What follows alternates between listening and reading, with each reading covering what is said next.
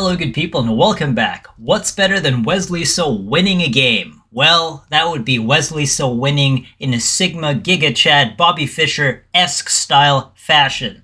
Now what's better than that? I don't know. You tell me. This game's pretty good though. Let's check it.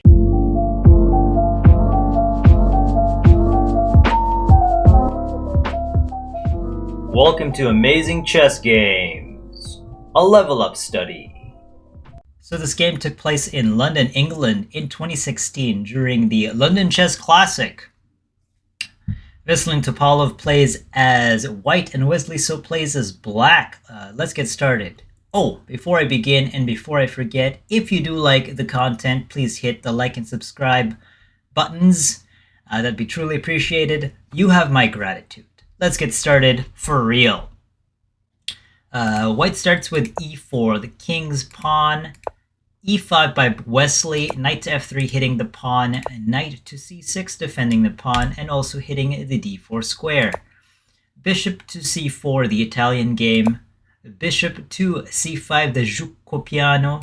c3, attempting to consolidate on d4. And here, knight to f6 was played.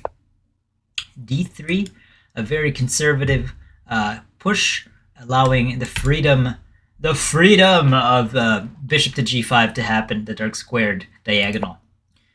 a6 was played, and prophylaxis preventing the push on b5 by white. Here a d6 was played, just connecting the three pawns, allowing the pawn on, or rather the bishop, to be liberated.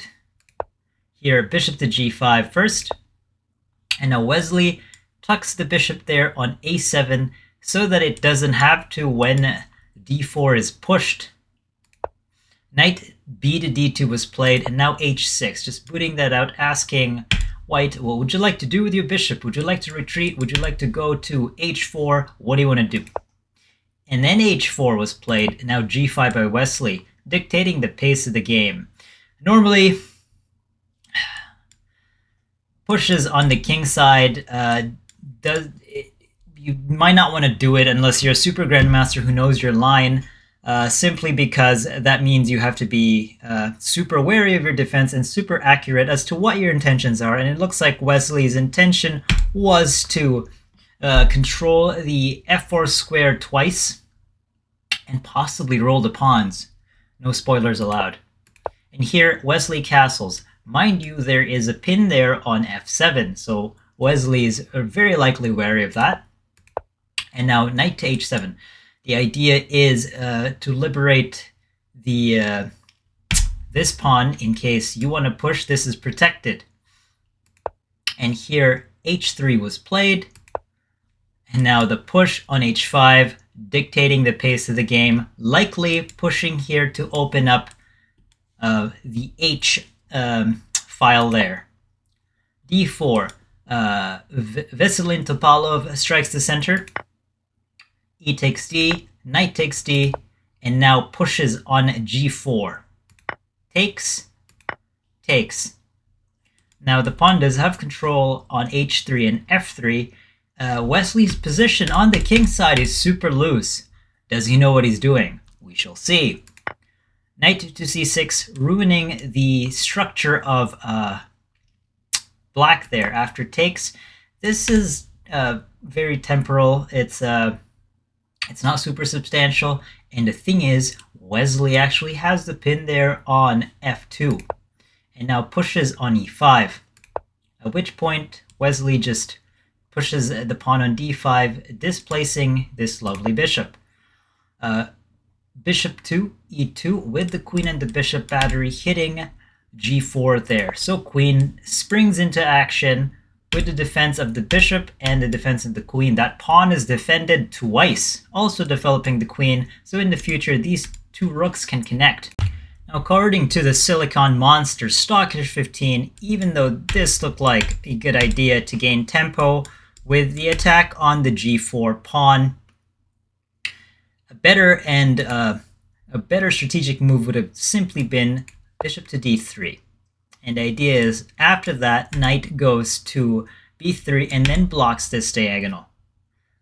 So, say queen decides to develop anyway, Knight to b3 with the push. After takes, the dark knight is placed on a better square, and it'll be queen to queen. You avoid the exchange, and now knight to d4, an even game. This is active, this is centralized, and you've got active pieces on both fronts. Unfortunately, and fortunately for Wesley, bishop to e2 was played. So queen to g5 was played with the idea of protecting the pawn once and twice, and now to connect the rooks after. a5 was played to close limit black structure, and now f5 was played for the idea of a push. You cannot ignore this push. This is extremely devastating if you do. If you play rook to e1 and simply f4, combined with the pin here and the push there on g3, this is fatal. This is a game ender kind of move. If the king goes to the side, this will be gone. There are checkmate threats you have to accommodate. You're just toast. So a5, f5. You have to take. And now the knight from h7 is back, eyeing the e4 square, eyeing multiple points that are actually strategically significant. Rook is active and hits on the pawn there. But then Wesley has ideas of his own, gives the rook a luft and protects the pawn. Now knight to h5. I did mention that the knight was in a better spot with the pin. There is this threat of capture, and now captures had taken place. And here knight to g3 would check.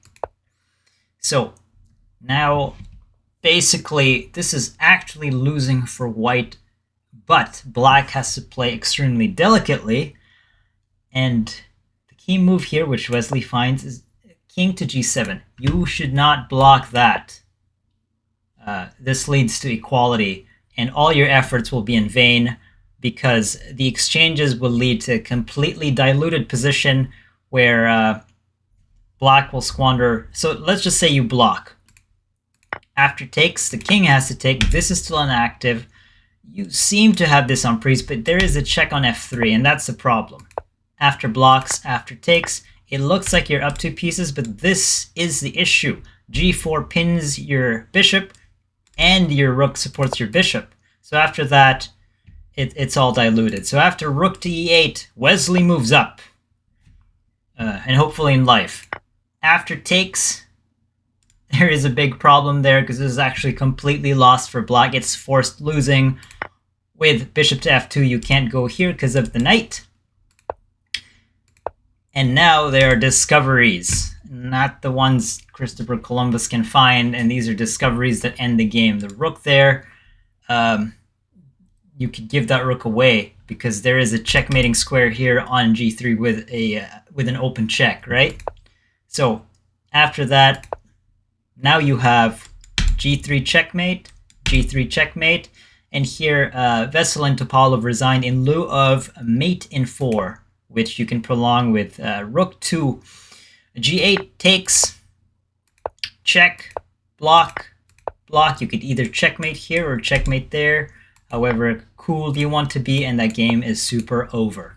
Anyways, that's a ferociously aggressive and hyper-tactical Wesley So, with a bit of inaccuracies by Veselin, and it's hard to see where he really went wrong, but that move, bishop to d3 and the blockage, was better for white. Unfortunately, Veselin didn't find it, and Wesley was at the top of his game, very Fischer-esque. Hope you guys enjoyed that. More content from this channel. I'll see you guys in a bit. Peace.